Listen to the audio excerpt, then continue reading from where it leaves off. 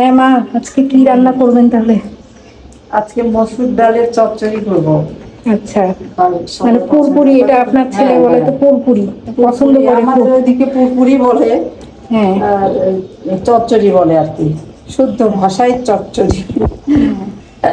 পেঁয়াজ মোটা করে কাটা, রসুন মোটা করে কাটা, টমেটো, কাঁচামরিচ, আর হলো মসুরির ডাল আর সরিষার তেল।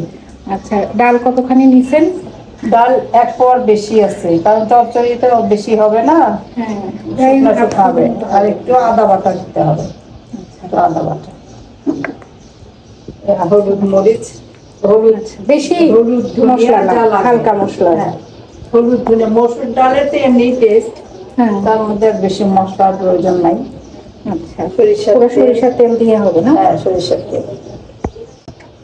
এটা আবার গৌরব পছন্দ করে খুব। আমি এইভাবে রাঁধতে পারি না, বলছে যে আপনার কাছ থেকে শিখে নিতে, এই জন্য ভিডিও করছি। আগে খুব খাওয়া হতো, এখন এই যে মসুর ডালের অ্যালার্জি হয়, গ্যাস হয়, এটা কি এই পুরপুরিটা মসুরের ডালেই ভালো লাগে না? মসুরের ডালেই ভালো, হ্যাঁ, অন্য ডালে ভালো লাগে না। রসুন, মোটা করে কাটা পেঁয়াজ,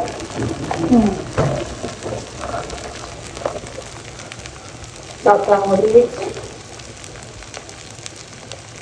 আমরা ঝাল একটু বেশি খাই, ঝাল দিলাম। পুরাটা কি কাঁচামরিচ দিয়ে হবে না শুকনো মরিচ? কাঁচামরিচ না, শুকনো মরিচ না, পুরাটা কাঁচামরিচ দিই।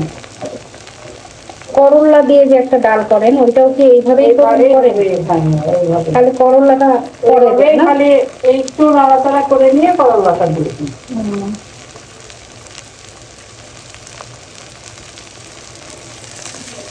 এই পেঁয়াজ, রসুন, মরিচ এগুলা পোড়াবো না, হালকা পোড়াবো না, হালকা হালকা একটু ইয়ে হলে তখন ডালটা দিয়ে দেবো। এইবার মানে ডালের সঙ্গে যেন গলে না যায়।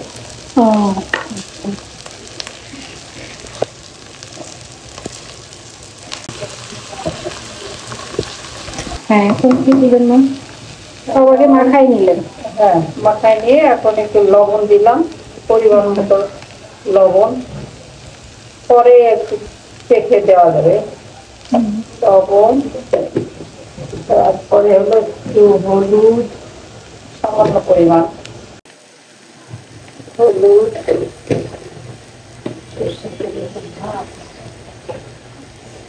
আর একটু হলো আদা বাটা, পরিমাণ মতো আদা বাটা। হ্যাঁ, আদা বাটা একটু।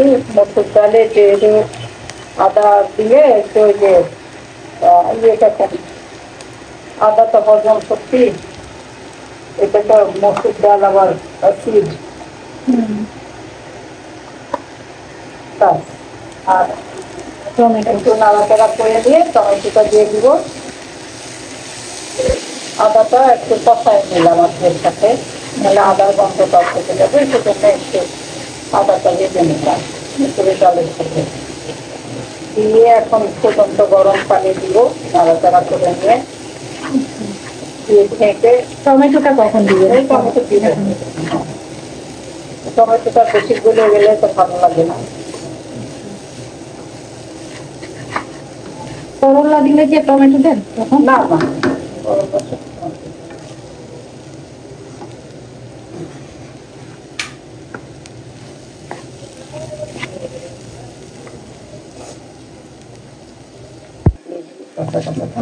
বাকি পেঁয়াজটা দিয়ে দেবেন, একটু কাটা কাটা লাগলে ভালো লাগবে। ডাল হতে হতে ওই নরম নরম পেঁয়াজটা ভালো লাগছে দিয়ে দিলাম। তারপরে হলো টমেটো ডাল দিয়ে,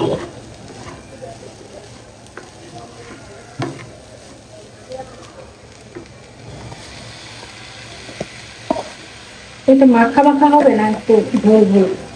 ওই একদম মাখা মাখা না, আর মাখা মাখা হলে রুটি দিয়ে ভালো লাগে, আমরা যেহেতু ভাত দিয়ে খাবো সেই জন্য একটু ঝোল ঝোল করবো, একটু, মানে ডালটা একেবারে গলবে না। আচ্ছা, ডালটা গলবে না, একটু গোটা গোটা থাকবে আর ভালো লাগবে। হয়ে গেছে, নাড়াচাড়া করবো শেষ। এখন হলো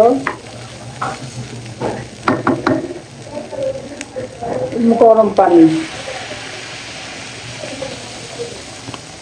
এমন ভাবে দিতে হবে যেন এই পানিতে ডালটা সিদ্ধ হয়ে যায়। আবার আস্তে আবার আস্তে মাখা থাকে মাখা থাকে, ডালটা। আস্তে আস্তে থাকে, নাড়বো না। আচ্ছা, নাড়লে ভেঙে যাবে না ডাল? নাড়লে ডালটা ভেঙে ভেঙে যাবে। আজকে আমাদের মেনু হচ্ছে সব নিরামিষ, করলা ভাজি, ডালের পুরপুরি, আলু ভর্তা, আর কি যেন। কয়দিন ধরে আমাদের রিচ ফুড খাওয়া হচ্ছে। হ্যাঁ, বিয়ে শাদীর অনুষ্ঠান গেল, খালি রিচ আর একটু ছোট মাছ রান্না করা আছে। এবার হালকা জালে ঢেকে রাখবো। এখন হতে থাক। এই নাড়লাম না, কিছু না, ঢেকে রেখে গেছিলাম। এই যে আমাদের অর্ধেক গোটা গোটা, অর্ধেক গলা গলা, পেঁয়াজ গুলো তাজা তাজা, কাঁচা কাঁচা কাঁচা কাঁচা, এই যে এরকম হয়ে থাকবে। কিন্তু এটা আরেকটু কমাইতে পারলে ভালো হয়। আমরা ভাত দিয়ে যেহেতু খাবো, সেহেতু আর কমালাম। আবার ঠান্ডা হয়ে গেলে পানিটা আর একটু টেনে নিবে, পানিটা টেনে নিবে। এই অবস্থায় নামাই নিব। তার আগে, নামানোর আগে একটু ইয়ে দিতে হয়, ধনিয়া পাতা দিলে ভালো হতো, আমাদের ধনিয়া পাতা নাই। আমি এবার একটু ইয়ে দিচ্ছি, আচারের তেল, তাহলে ফ্লেভারটা মানে খুব সুন্দর আসবে, খেতে খুব ভালো লাগবে। টমেটো দেওয়া আছে, সেহেতু আচারটা দিলাম না। যে কোনো আচারের তেলই দেওয়া যাবে, এটা আমাদের জলপাই ছিল, এই জন্য জলপাই দিচ্ছি। আমের আচার দিলে হবে, যে কোনো আচারের তেল দিলেই হবে। এটা জলপাই আচারের তেল। হ্যাঁ, বাস আমাদের হয়ে গেল পুরপুরি। চুলাটা নিভাই দিলাম, আচ্ছা, তারপরে ঢেকে দিব। তেলটার গন্ধটা পুরাটা ছড়াই যাবে। হ্যাঁ, পুরোটা ছড়াই যাবে। হয়ে গেল। এই যে ডালের, মসুরের ডালের পুরপুরি। ডালের পুরপুরি, আমাদের বগুড়ার ভাষায় এটা পুরপুরি বলে, কিন্তু এমনিতে বইয়ের ভাষায় চচ্চড়ি।